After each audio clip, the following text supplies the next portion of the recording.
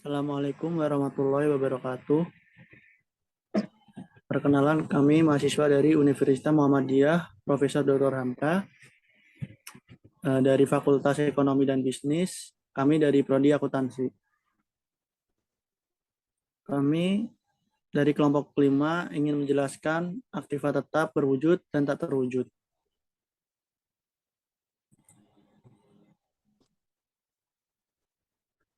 Aktiva tetap berwujud. Aset berwujud memiliki perusahaan untuk digunakan untuk dalam kegiatan produksi atau kegiatan administrasi yang penggunanya lebih dari satu periode. Karakteristik utama yaitu pertama diperoleh untuk penggunaan dalam operasi dan tidak untuk dijual kembali. Yang kedua, secara alami bersifat jangka panjang dan biasanya disusutkan. Yang ketiga, memiliki substansi fisik. Contohnya yaitu pertama adalah tanah, kedua struktur bangunan yaitu kantor, pabrik, gudang. Yang ketiga yaitu peralatan yaitu mesin, furnitur, dan alat.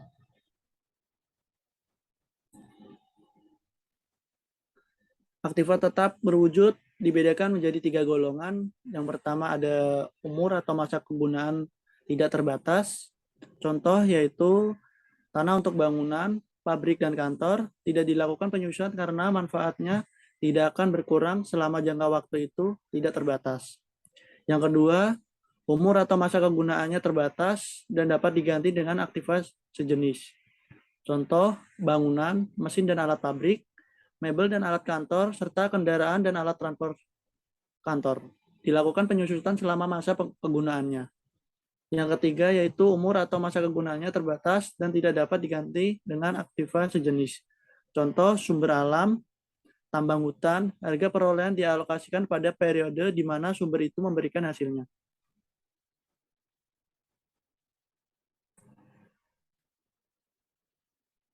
Akuntansi atas aktiva tetap dibagi menjadi 3, yaitu 1. Akuntansi saat perolehan, kedua. Akuntansi saat penggunaan, ketiga. Akuntansi saat pelepasan.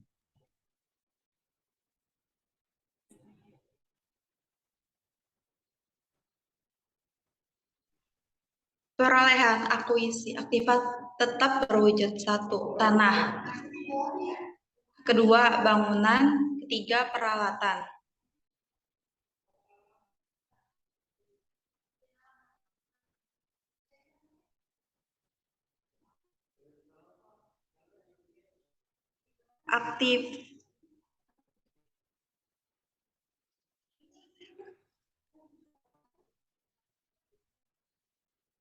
Aktiva dibangun sendiri, diperoleh dari biaya langsung overhead dengan 2 cara, yaitu yang pertama tidak boleh menetapkan overhead tetap ke biaya perolehan. Kedua, menetapkan seluruh overhead ke proses rekonstruksi. Biaya bunga selama konstruksi. 3. Pendekatan untuk mencatat bunga dalam pembiayaan pembangunan aktiva tetap. Pertama, tidak mengkapitalisasi biaya bunga selama konstruksi. Bunga dianggap sebagai biaya pembiayaan, bukan biaya konstruksi. Yang kedua, membebankan sebuah biaya atas dana yang digunakan, baik yang dapat diidentifikasi maupun yang tidak dapat diidentifikasi. Yang ketiga, hanya mengkapitalisasi biaya bunga aktual yang terjadi selama konstruksi. Hal yang harus dipertimbangkan dalam pendekatan tersebut. Pertama,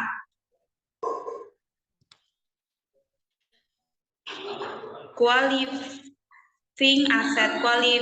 aset, yaitu untuk mengkapitalisasi bunga, aset harus memenuhi satu periode panjang agar siap digunakan atau dijual. Yang kedua, capitalization period atau periode kapitalisasi, yaitu periode waktu perusahaan dalam kapitalisasi bunga. Yang ketiga, amount untuk kapitalis, jumlah dikapitalis, yaitu bunga yang dikapitalisasi terbatas pada nilai terendah antara biaya bunga aktual dengan bunga yang dapat dihindari.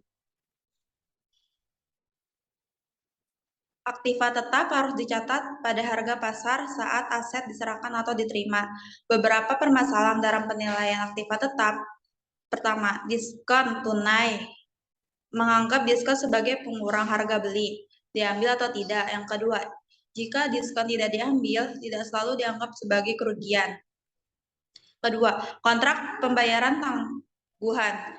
Perusahaan menghitung aset yang dibayar dengan perjanjian kredit jangka panjang, surat utang, obligasi, hipotek pada nilai sekarang. Yang ketiga, pembelian lump sum. Ketika perusahaan membeli sekelompok aset tetap pada satu harga lump sum, total biaya akan dialokasikan antara beberapa aset atas dasar nilai wajar relatif.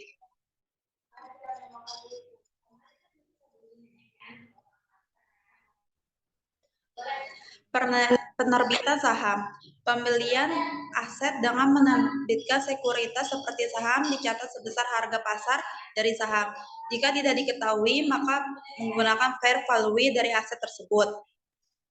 Terakhir, pertukaran aset non-moneter.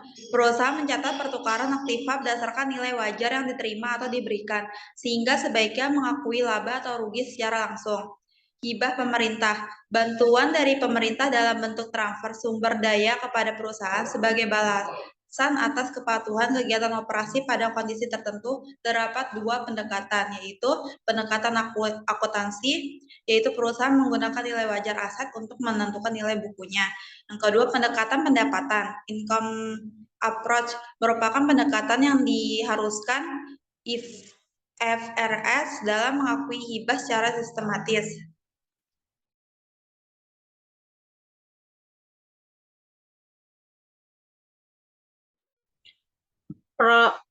Perlakuan akuntansi untuk biaya setelah perolehan aktiva yang dikapitalisasi. Jenis pengeluaran, penambahan.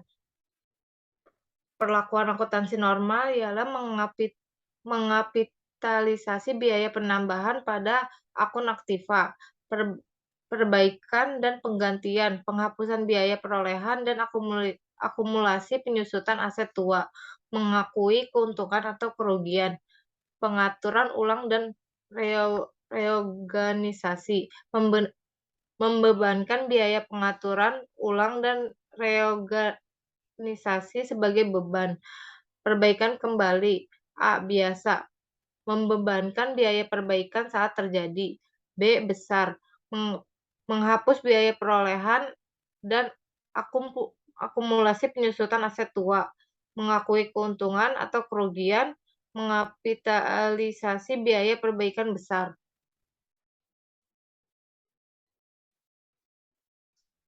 Next. Mendisposisikan dengan cara dijual, ditukar, atau dihapus begitu saja. Keuntungan atau kerugian dilaporkan pada income statement.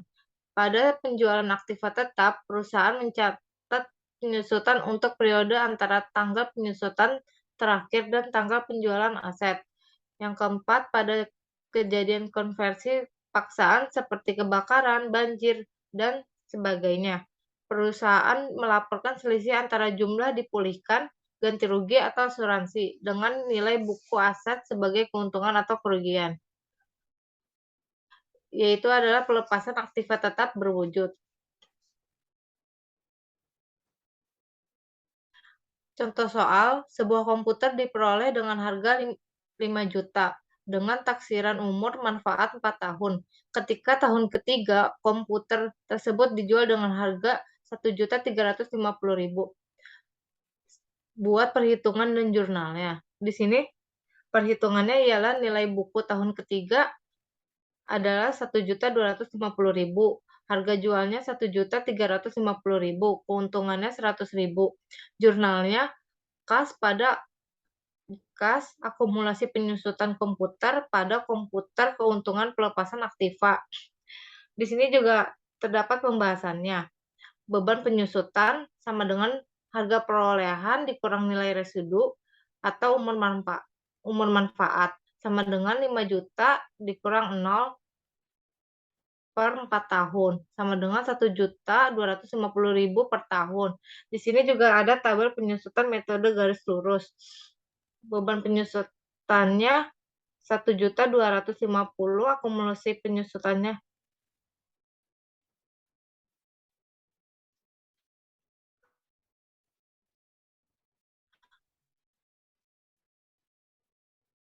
tahun pertama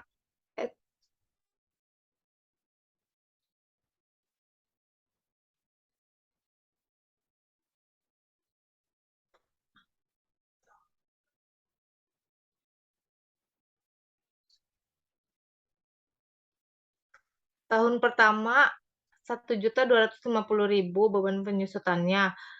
Akumulasi penyusutannya 1.250.000, nilai bukunya 3.750.000. Dan tahun keempat beban penyusutannya 1.250.000,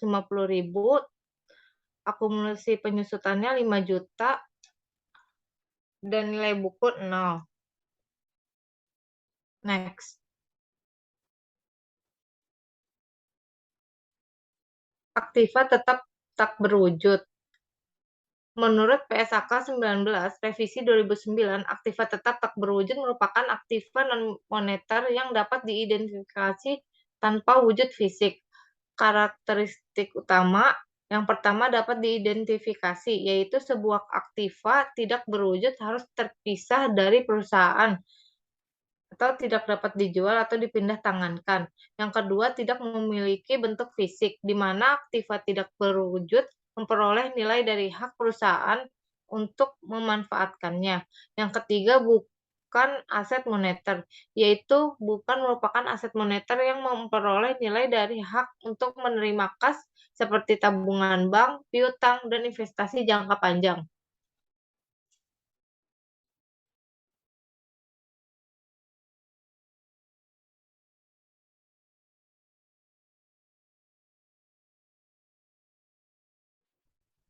Selanjutnya, penilaian aktiva tetap tak berwujud. Ada dua cara penilaian aktiva tetap tak berwujud. Yang pertama, memperoleh aktiva tidak berwujud.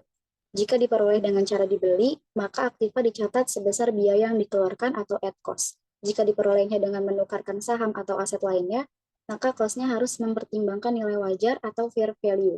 Yang kedua, menciptakan aktiva tidak berwujud, seperti pengetahuan, teknologi, riset pasar, merek, dan sebagainya. Perusahaan mencatatnya dengan dua fase, yaitu fase riset dengan membebankan semua biaya yang dikeluarkan, dan fase pengembangan, yaitu mengkapitalisasi semua biaya. Next. Selanjutnya ada jenis-jenis aktiva tetap tidak berwujud. Yang pertama, aktiva yang berhubungan dengan pemasaran, yaitu seperti merek dagang atau trademark. Yang kedua, aktiva yang berhubungan dengan pelanggan, yaitu contohnya seperti daftar pelanggan. Yang ketiga, aktiva yang berhubungan dengan seni, contohnya hak cipta atau copyright. Yang keempat, aktiva yang berhubungan dengan kontrak, contohnya franchise atau lisensi. Yang kelima, aktiva yang berhubungan dengan teknologi, contohnya seperti hak paten. Dan yang keenam adalah goodwill. Amortisasi aktiva tetap tidak berwujud dilihat dari dua cara. Yang pertama, memiliki masa manfaat yang terbatas, yaitu perusahaan mengamortisasi aktiva tidak berwujud dengan membebankan biaya amortisasi sesuai dengan masa manfaatnya. Yang kedua, tidak memiliki masa manfaat atau tidak terbatas. Perusahaan tidak mengamortisasi aktiva yang tidak memiliki masa manfaat seperti goodwill. Di sini ada tabel dari aset tak berwujud dengan masa manfaatnya. Kalau lisensi franchise, hak cipta atau copyright, paten, dan hak lainnya, masa manfaatnya itu sesuai dengan masa berlaku atau perjanjian yang ditetapkan pemberi hak seperti Ditjen, HAKI, dan lain-lain. Yang kedua, hasil kajian atau penelitian yang memberikan manfaat jangka panjang, manfaatnya itu selama 5 tahun. Dan yang terakhir, software komputer, masa manfaatnya itu 4 tahun. Nah, untuk menghitung amortisasi itu rumusnya biaya perolehan dibagi masa manfaat. Next. Selanjutnya ada impairment aktiva tidak berwujud, yaitu merupakan penurunan nilai suatu aktiva tetap ketika manfaat ekonominya berkurang dari nilai tercatat. Penurunan nilai aset tak berwujud harus diungkap dalam catatan atas laporan keuangan dan diajukan penghapusan sesuai prosedur yang berlaku. Contoh soalnya, di sini pada perusahaan ABC memiliki paten dengan nilai buku sebesar 5 juta pada tahun 2016. Dan pada akhir tahun 2016, paten tersebut mengalami penurunan nilai sebesar 2 juta. Dan masa manfaat paten masih tersisa 5 tahun. Untuk itu, perusahaan harus mencatat atas penurunan nilai dari paten tersebut sebagai impairment. Next. Nah, Untuk menghitungnya, kita harus tahu dulu nilai buku patennya itu sebesar 5 juta, kemudian dikurangi dengan nilai paten setelah penilaian, yaitu sebesar 2 juta, maka kita bisa dapat kerugian dari impairment itu sebesar 3 juta. Kemudian untuk di jurnalnya, dengan mendebit akun kerugian impairment sebesar 3 juta pada akun kredit paten sebesar 3 juta.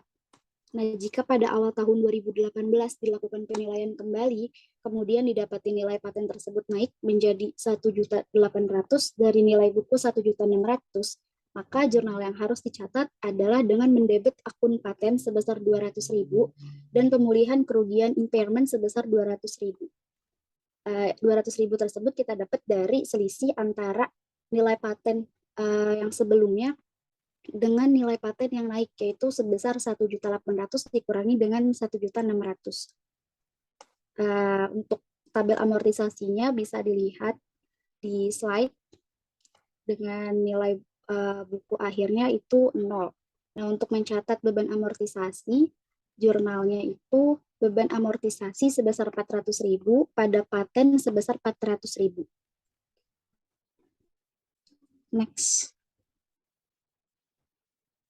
Nah, selanjutnya untuk amortisasi perusahaan, untuk amortisasi selanjutnya perusahaan harus membuat tabel amortisasi yang baru dengan masa manfaat yang masih tersisa, yaitu 4 tahun. Nah, ini adalah tabel amortisasi paten ketika harga paten tersebut nilainya naik. Tadi kan sebelumnya 1.600.000, kemudian ada penambahan nilai 200.000 jadi 1.800.000. Nah, ini merupakan tabel amortisasi setelah peningkatan dari nilai paten tersebut. Dan jurnal amortisasinya pada akhir tahun 2018 itu beban amortisasi sebesar 450.000 pada paten 450.000.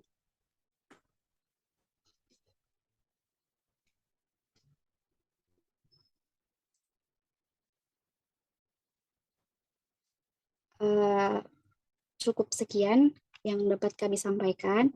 Kurang lebihnya mohon maaf. Wassalamualaikum warahmatullahi wabarakatuh.